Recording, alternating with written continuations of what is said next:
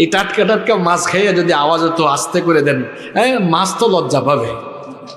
Iodine যুক্ত মাছ না সব, সামুদ্রিক মাছকে বিজ্ঞান কি বলে, মহা ঔষধ বলে। তো এগুলা খাইয়া এই নিয়ে এনার্জি বানাইছেন আপনারা।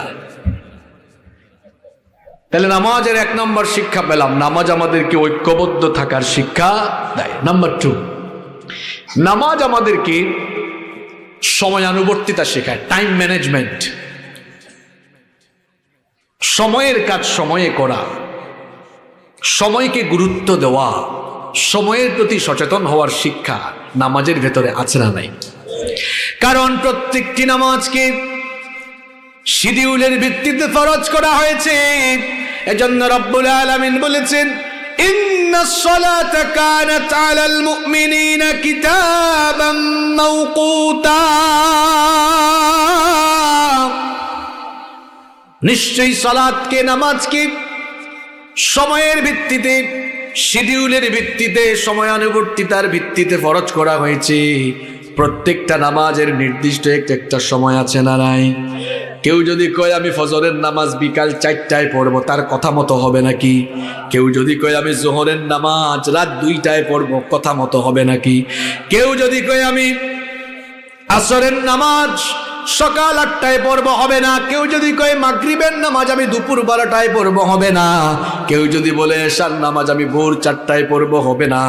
কারণ নামাজের একটা নির্দিষ্ট শিডিউল আছে, শিডিউল মতো নামাজ আদায় করতে হবে। এমনকি নামাজের যখন সময় হয়ে যায়, যদি নামাজের জন্য সময় হয়, ঘড়ির দিকে তাকিয়ে যদি দেখা যায় সময় হয়ে গিয়েছে, এলাকার গণ্যমান্য ব্যক্তি সেও যদি মসজিদে আসা বাকি থাকে, ওই ভিআইপি আর সিআইপির জন্য অপেক্ষা করা হয়, তখন দেখা যায় সময়ের নামাজ সময়ে সম্পাদিত হয়।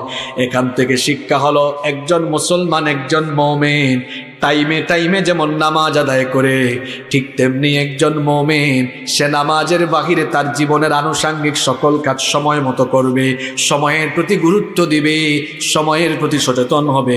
কারণ সময়ানুবর্তিতা, টাইম ম্যানেজমেন্ট যার জীবনে নাই, তার জীবনে কোনো শৃঙ্খলা বা ভারসাম্য।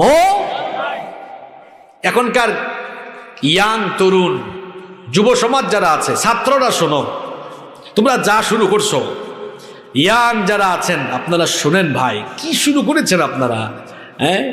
ঘুমের অভ্যাস ঠিক নাই, খাদ্যাভ্যাস ঠিক নাই, কোনো রুটিন নাই, জীবনে এত বিশৃঙ্খলা, কোনো কিছু ঠিক নাই। দেখুন, আপনারা কি ঘুমাই যাচ্ছেন নাকি?